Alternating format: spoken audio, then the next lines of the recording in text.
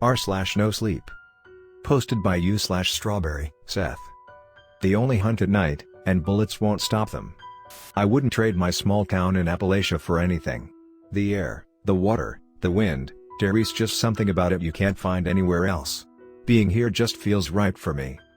There are trade-offs, though. Me and my little sister were raised mostly by my grandparents, after my dad decided the tree by the interstate off-ramp would look better with his car wrapped around it. My mom died on impact, but he was able to pull himself out of the mangled wreck and start trekking back to town. You could follow the trail of blood for a ways, and the search and rescue dogs could follow the scent a bit further, but eventually it dried up. They never found his body, but they did find his watch carefully laying at the base of a chestnut oak. I cried when the sheriff, a friend of my father's since grade school, slid the watch around my wrist, and told me to look out for my sister. My grandparents had a house way in the back country of Kentucky. Not a neighbor in sight, although our small town was a few miles down the road. My sister and I were free to explore as much as we wanted, and with little else to do we quickly learned every inch too. The one rule my grandparents had: never go into the woods at night, for any reason. Especially alone. This rule was pretty easy to abide by, and I only broke it once, one night midsummer when I was about 14. Sam was the dog my grandma got us to help us through our grief. He always slept between me and my sister's beds, curled right next to the vent. That night, I woke up to him freaking out, barking and staring at the window. My sister was trying in vain to calm him down. My grandparents, both hard of hearing, must have slept through it. I had just barely gotten a bearing on my surroundings when Sam bolted out the room, and we heard him slide across the kitchen floor to the doggy door. It wasn't too uncommon for us to have bears trying to get into our canning shed, so I grabbed my grandpa's shotgun from behind the door and ran outside. The night was humid, with a gentle breeze rustling the tree branches. We were so far from any city, you could make out even the faintest of stars. Running around back, the shed was undisturbed, and there was no sight of Sam. I was about to head back inside to get a light, when I heard his unmistakable yelp from far off in the woods. I took off sprinting in the direction it came from, nearly tripping over a few roots. Aided by a few barks, I found Sam within minutes. He looked traumatized, urgently limping, his back leg clearly injured. I called his name, but he didn't even acknowledge me. It took me a second to follow his gaze. Just 10 yards from me, illuminated by the moonlight, was a large creature eyeing Sam. It was slender, its pale white skin stretched taut across its bones. It was on all fours, but clearly held most of its weight on its back too. Its arms were double the length of its legs. The worst was its claws, almasi-like paring knives, adorning the tip of its long, slender fingers. Along its spine was a row of curved spikes. It likely weighed no more than me, but was twice as tall. Its soft pink eyes penetrated the darkness. Before I could take it all in, it snapped its head around to lock eyes with me. I felt my legs give out, and leaned on the tree behind me for support. Figuring out how to use my hands again, I leveled the shotgun at it and fired 3 slugs. 2 hit it in its ribcage, the third through its chest. The thing didn't even flinch. Instead, it slowly opened its mouth, which stretched almost halfway around its head, revealing neat rows of pearly white, razor-sharp teeth. I swear that bastard smiled at me. Now focused on me, it closed the distance between us in under a second. Slamming into me, it knocked me off my feet, one of its claws piercing my shoulder and pinning me to the ground. It leaned its face down, close enough for me to smell its putrid breath, dripping with saliva. Close enough for me to hear its exited, wheezing breath. I could make out the cracks in its leathery skin. It slowly leaned into me, keeping its eyes locked to mine. I could feel its hot breath on my face, but I was too stunned to move. I'm sure I'd have died that night if Sam hadn't latched onto the beast's throat, launching himself the best he could on his tattered leg. The creature reared up, ripping its claw from my shoulder and pulling me out of my daze. I rolled to my feet clutching my shoulder, and tore off back towards my house. Sam's whimpers and yelps I heard as I ran towards the house still haunt me today. By the time I reached the back porch, my grandparents were standing in the door with my sister. I wanted to cry, to tell them about the monster in the woods, but seeing my sister's terrified face I knew I couldn't. I told them a bear had gotten Sam, and that I fired the shots to try and scare it off. As for the wound, I said I tripped and fell on a branch. My sister believed my story, but I could tell my grandparents knew I was lying.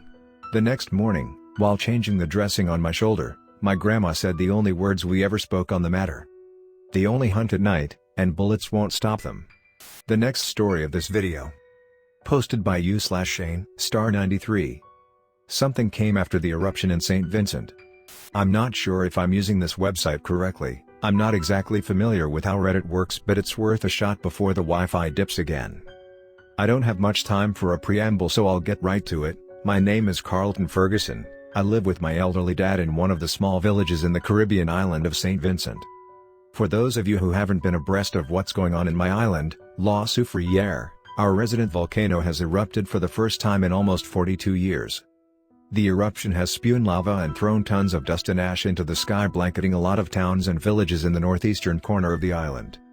The sun has effectively been blocked out for most of the day, engulfing us in a weird twilight world where everything is dark and coated in ash. Despite efforts from the government to try and evacuate citizens out of the red zone, some folks like my dad were too stubborn to move. I was here for the eruption in '79, me ain't going nowhere, my dad said, his lower lip quivering in old man defiance. Life hadn't been kind to him. His wife, my mom, died shortly after I left secondary school, and the golden girl of the family, my older sister, Darlene, left to live in Miami without so much as an occasional phone call. Not long after, diabetes eventually took his eyesight, and he was now completely blind and dependent on me for help. What else could I do? I left school and began work as a handyman, which is how I've been supporting him for the past 10 years. At least the house was paid for, but now we had a bigger problem, which is how we were going to get out of here. On mornings till around midday, when the sun was at its brightest, we would see rays of it peeping from behind the thick clouds of smoke left behind from the eruption, but after about noon any natural light faded away. It read about countries in the Arctic Circle that experienced this kind of perpetual darkness, and I never thought I would ever experience something so similar as a Caribbean boy. Anyways, the darkness got so bad that by 3 p.m. we basically got whatever supplies we could manage from the local store and got back inside. It was perfectly pitch black outside until sunrise the following day. We've nestled into this routine for the past 2 days without problem, until I heard it for the first time on Saturday night. At first I thought it was a few stray dogs or goats abandoned by their owners from a nearby farm, but the sounds it made were different. Dad already got a shot of insulin for the night and turned in for the night. I was scanning the radio trying to get some news on whether the worst was over for the eruptions. Over the past few hours we felt some tremors, but nothing as bad as the initial eruption, but I still got the feeling the worst was yet to come. How right I was. Between scanning the stations, I distinctly heard what I thought was music. At first I thought it was the radio channels overlapping with each other, as they often do when the signal is poor, but it didn't take me long to realize the melody was coming from outside my house and not from the radio. I didn't know what to make of the sound, to be honest. In fact, trying to remember it to type it out hurts my head. I was confused because my dad and I were one of only 3 other households that chose to stay behind while the others were evacuated. The only family that were close to us were the Clements, and their house was a good 20-minute walk away from ours. I thought of calling out who it was, but just before the words managed to escape my mouth I remembered something my dad told me years ago to avoid responding to calls after dark. I always chalked it up to superstitious rubbish, but the night had an eerie quality to it and I didn't want to tempt fate. Eventually I got up and checked the front door. This might have been around 10 p.m., so with the exception of a few lights from the neighbor's house in the distance there was nothing to be seen, besides gray ash and the cars and houses it engulfed as far as the eyes could see. Nothing. I felt ridiculous being as jumpy as I was. Here I am, a 28-year-old man, jumping at his own shadow over some jumpy. Just as I turned away from the front door to walk back to the recliner I heard it again. This time it wasn't a song, it was a voice. Carlton. A raspy female voice. I didn't imagine this, it was real. This was really happening. Someone was out there and needed help. Once again I approached the door to open it, but before I could move the curtain to see outside I heard another voice from behind me that almost made me jump out my skin. Carlton, sit down. I turned and saw my dad in the doorway of the living room. I heard it too, boy. Don't answer. As you have probably gathered by now, my dad isn't the easiest person to live with. He could be stubborn, fussy and argumentative in the way only older Caribbean folks can be, but there was part of my mind that didn't want to argue with him on this. Maybe it was the eerie pitch blackness outside or the hoarse tone of voice that called my name. In any event, I obeyed my dad's instruction and sat back down on the recliner. He felt his way over to me and sat on his rocking chair next to mine. Carlton. This time it was louder. Let it call. Once that door closed, it ain't going anywhere, my dad said, wiping away the sleep from his dull eyes. What is it? He felt for the tin of Vicks VapoRub in the breast pocket of his shirt and pasted some over his chest. Something that doesn't belong here with us. I wanted to know more, but I got the feeling any answer I got wouldn't be satisfactory. My dad must have sensed what I was going to ask and spoke first. Don't answer it, don't look out the door again after midday. What if it's someone who needs help? Dad turned his head to me and for a second I felt like I was 10 years old again. Boy, use your head. Who else is out there after dark? You know old Jonas or any of them wandering around in all this ash and smoke during the day, much less during the night? He was right, most of these villages were ghost towns now, and it wasn't as if we would be in a much better situation to help anyone even if that was the case. I guess. No sooner had those words escaped my mouth I heard a deafening shriek from outside. It was loud, but based on the echo I could tell it came from a distance away. It came from the direction of the Clements house. No sooner had I heard that I heard another shriek. This time, not even a shriek, more a gleeful squeal, almost pig-like in quality. At this time my dad placed his palm on my hand. Go and get some rest, son. Say a prayer or two if you can. Before he wobbled back to his bedroom, feeling the walls on the way for guidance. What began as concern slowly grew to panic and outright terror. The following morning I tried to walk over to the Clements house to see if they were okay. I managed to get as far as the gate when I saw the door was left wide open. Part of me wanted to go inside, but another part of me already knew what I would find. Staying behind in the red zone is a criminal offense, and Daddy and I were already breaking the law, so we couldn't exactly call the police and report what happened. It was a difficult situation. The streets were lonely and caked in ash and soot as more continued to fall from the sky like snow. Or at least what I imagined snow would look like. I thought about my mom. She always wanted to see the snow for herself. Dad promised he would take her darling and I to Canada sometime to see it for ourselves, but that never happened. I felt a pang of sadness when I thought about those old memories and how much Mom missed out on. Massedouton. That wasn't my imagination. No. Something behind me said that. I spun around so hard I almost hurt my neck just in time to see the faintest outline of a silhouette in the distance about 10 feet away. The shape of a person, but something was wrong. Its neck was horribly disproportionate to the rest of its body, longer than its torso. As a silhouette I thought I was mistaking it for the outline of a street lamp or a piece of construction equipment, but no, I was seeing correctly. I turned and ran back to my house, kicking up clouds of ash as I did. I almost crashed into my father as I burst through the front door. Boy, what the ass wrong with you? He started. It was following me, I said before he could continue. Without missing a beat, the look of annoyance on his face turned to concern. Lock the door and windows quick. No sooner had I put the last bolt on the window, I heard a tapping on the glass. I didn't dare look at it. I just closed my eyes, felt for the curtains and closed them before hurrying back out to the living room. Dad was fiddling with his wedding band when I got out there. More than afraid, he looked sad. You okay? Yay. We sat together in silence for a few minutes, listening to the whispers around the house as it seemed to move with lightning speed around the outside of the house. 1 second it was at the front door, next it was at the side window, the other time it was at the back door. At this point it was more of an annoyance than an actual threat. I couldn't hold it in anymore.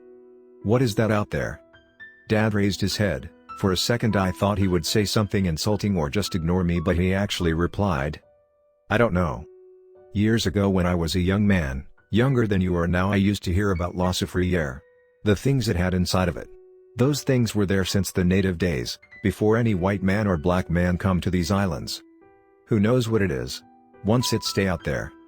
I thought for a minute. We can't stay so forever, you know. Eventually we will run out of supplies. Dad looked in my direction. I told you I ain't leaving here. This is my home.